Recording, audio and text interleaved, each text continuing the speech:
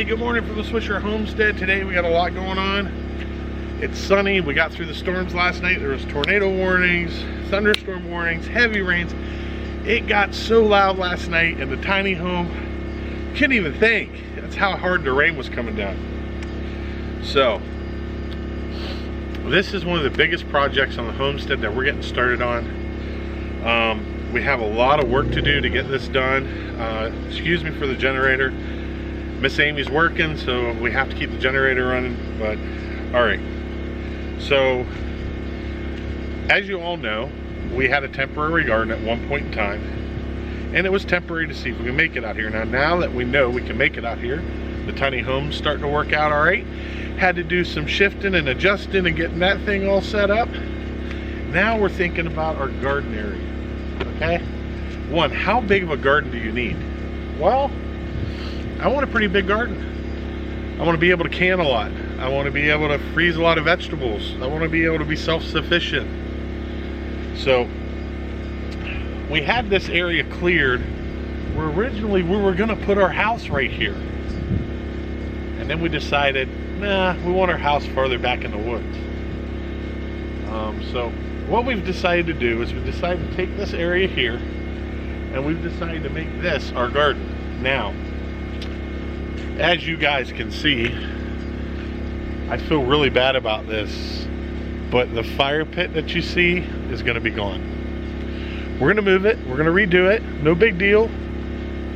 At that point in time where we were going to build the house here is a little different because you can build the house, come out to the fire pit, sit about on some Adirondack chairs, relax during the spring and the fall and enjoy it. Even during the summer, enjoy it. But it doesn't look like that's going to happen this year, so that needs to come down. So we're going to redo that, and we're going to put it somewhere else. You guys, that's another hidden little gem there. We're going to put it somewhere else. Somewhere where it will get more use, somewhere where we can have more time. You like the stripes I got on me? It's from the trees over there. But that's what we're going to be doing with that. So if you're wondering, it's going to have to go. Now, about the garden. Well, I've been doing a lot of research, doing a lot of looking at a lot of cost analysis and stuff, and let me tell you, to build a garden right now with raised beds, woo, moolah moolah.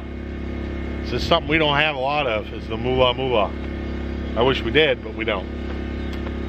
So, you got to build your garden on a budget. Now, I have come up with some alternative ways to save some money, and you know, right now it's feasibly just not going to work for us, so we're going to have to go back to the drawing board and do a different style of garden than we had originally planned. See, that's another thing on the homestead you people don't understand, is that every time you get a plan in motion, something changes it, whether it's the cost of the product or it just, you've thought about it enough that it's actually just not going to work.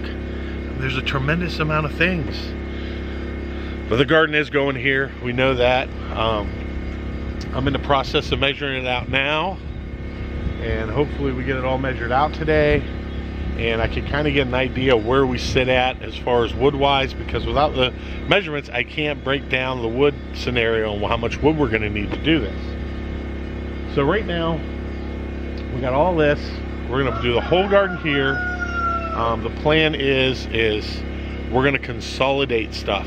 We're going to put stuff closer together. We're going to make it workable, and workable in the sense that, you know, everything is close by one another. It's less distance you have to walk. So let's get into the measuring point of it, shall we? All right, guys. So what I'm in the process of doing now, I've measured out the layout of the garden and make sure I had enough room, make sure everything was set up, things that we'd be able to do with.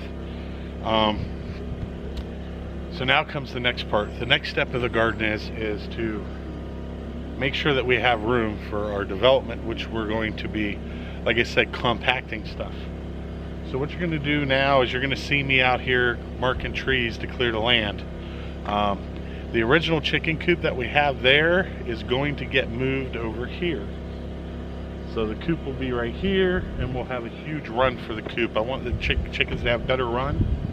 I also want time before we move the coop to be able to at least get some grass planted, get the ground leveled off, because right now the coop that they're in now, like I said, was only temporary. Everything was temporary. So now we really want to set in mind of what we're going to do, how we're going to do it, and get everything set up right. So at that point, what we're going to do is we're going to mark these trees with our flashy pink marking tape and decide what we want to keep and what we don't. Now, you want shade for your chickens, so I want to make sure I keep some really good trees there. A couple of them, I'm going to keep a couple of the pines in there because they get some beetles and some bugs that chickens will like to eat. But I want to thin it out more than anything. I want to thin it out to the point where the sun can still get in there. Now where this is at, the sun will stay on that coop for roughly about 6 hours. So 6 hours of sunlight will hit that coop. And as it moves around here, we'll get some more light. But I want to take out some of these trees that are going to block some of that light on top of thinning it out. Thinning it out means if there was, God forbid, ever something happened here, at least will be maintainable and it wouldn't spread. And that's what we're worried about. So I'm gonna get in here. You're gonna see me walk through and mark these trees, and this is gonna be what I need to cut down to do the chicken run. And I need to have it cut down before I start building the garden too.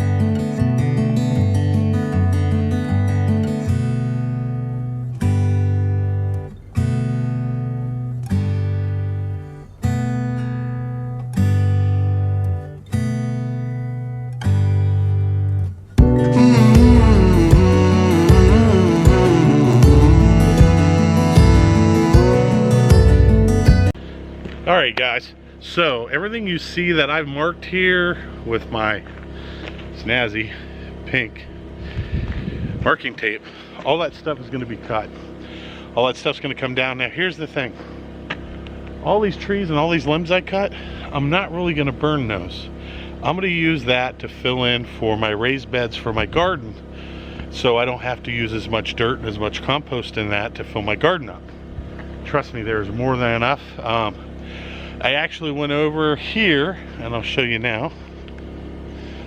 I actually went over here, and if you can see right there, all those will come down too. So I have a lot of work to do to get this thing ready. We're in hustle mode. I mean, really hustle mode right now with getting ourselves prepared for this spring. Thank God I got a day like today. Funny thing is tomorrow morning we're supposed to get a little bit of rain. Wednesday night we will be getting snow again on through Thursday for half the day, and then the snow will be done. And then Friday's supposed to be halfway decent, so I'll probably come out and start cutting down some stuff on Friday. You'll get to see that. And then Saturday and Sunday, rain again. I'm telling you. But I will say this, you know, being in Florida is, you know, I'm used to hurricanes, I'm used to tornadoes, I'm used to thunderstorms and everything. I've never had it where 2 weeks ago we had snow on the ground. We have tons of rain all winter, which is great because that fills up our aquifer, that feeds the trees, the plants, the grass and everything. It's all good, don't get me wrong. Then we have tornado warnings last night, severe thunderstorms. I mean, last night was the first time that we had a torrential downpour, and I haven't had one of those since I was in Florida for a while. We actually had one last night, and I was just noticing right over here, right there, all the way down that hill line, it must have had a stream going down there, because you can see where the spots were where the water was running. So we might have a major issue over there if I direct this water into a different area. So what I'm thinking I might have to do is I might have to run an outlet and maybe put a drainage area somewhere in here and run it down out the hill so it goes down. Then that way I'm not disturbing the dirt here. It'll have time to soak in. But yeah, I've seen a problem right there where the fire pit's at. That may not be good for us, but we'll see. I mean, as you know, you change the land, you recondition the land and change the land. Now, when we do this, we're gonna try to do no chemicals, everything organic, everything ready to go. I've tried to plant grass here and it really hasn't done fantastic. I think I need a real good bed of dirt, topsoil to grow it. Yeah, that's kind of been one of my worries right now. Anyways, so this section we're gonna have done. Now, our next project, after we're done doing the garden, which the garden's gonna be about 2-3 month project. All right, guys, so you saw me marking all the trees off that we're gonna do. Let me take you over there and show you. All right, so we'll start over here, we'll pan out, we'll go all the way over. Okay, all those trees are marked need to go, they need to get. I left the trees that looked like they were very healthy and growing really, really well. We do have some pine trees in there. I think I got, what, 2, 4, 6, 8, 10. I got like 12 pine trees in there that I left because I want to keep a diversified situation where I've got some oak trees, some hickory trees, some popple trees, and then some pine trees. So this whole area is going to be filled in with that mixture of trees. It's good for the soil, it's good for the ground, it's good for the animals, blah, blah, blah. You know what I'm talking about. Okay, so let's talk about the final of this is the garden area, okay? The reason why we wanted to see, we did a temporary to see if we could stay out here to see if we could actually do it. And we found out we can. It's hard work. You gotta push yourself. You gotta go outside your comfort zone to make this work. If you don't go outside your comfort zone, you're never gonna know. But don't wait too long, because if you wait too long, you're not gonna be able to do this. You're gonna have to pay somebody to come in here, and I will not pay somebody to come in here and do this for me. I wanna do it myself so I know how everything's put together. I wanna know if I need to repair something, how to do it. Now I have to call a guy up and say, hey, can you come out here and fix my plumbing because, you know, it's backing up. Yeah, and as soon as the guy is on the way out here, it's $75 to $100 service call, and you're out $100. You do a lot with $100 on a homestead. I know you all know this. $100 goes a long way. You can do a lot of different projects. But the point of having the garden done now and really pushing to get this stuff done, like the pump house, and we need to have stability. We need to have stability not only for ourselves, but we need it for our kids. If something, God forbid, happens in the world, a lot of people are going to be lost. A lot of people are going to be homeless. They're already starting to be homeless. I want to set up a scenario where we can supply our own food, our own water. If it's ever needed, we never have to worry. We will always have food, we'll always have water. Electricity is far enough. If we don't have electricity, you don't have electricity. That's fine. I mean, you just got to do without, you know? If you don't need to do without now, don't do without it now. But eventually, you never know. I'm not a conspiracy guy, you know, but I'm getting a little worried. So I want to be able to have my kids come here and know that they're going to be in a safe haven. This is a safe place for them to live. You know, God bless, God gave us all of this. You know, if you just to take 5 minutes out of the day to walk out into the woods and look around and see what a creation was made and understand that this is a gift. Don't take it for granted, because if you take it for granted, you shouldn't be doing this. Man, I just love it out here. Peace and quiet, except for, hey, he's always got to get in on the shot. But peace and quiet out here, I mean, it's absolutely beautiful.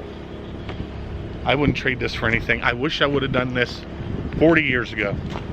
I wish in my early 20s I would have started a homestead, bought some land and did this. but I was too wrapped up in the corporate world, my mind was all foggy, and I was blinded by all this other crap that was going on, and I didn't really look at the simpler things in life. Being out here, fresh air. And let me tell you, when I was in the city, I was sick most of the time, not feeling well, always just, you know, I didn't feel right. Since we moved out here, I feel great. I want to get up in the morning. I want to do stuff. I want to be out in the woods. I want to smell this fresh air. I got the wind blowing right now and all. I don't smell smog, sewer, oil. I don't smell any of that here. All I smell is fresh air. Well, guys, I can keep going on for hours. If any of you know me, I can talk about this for a long time and just keep going with it. But at this point, I got some other work that I got to get done. Guys, stay tuned.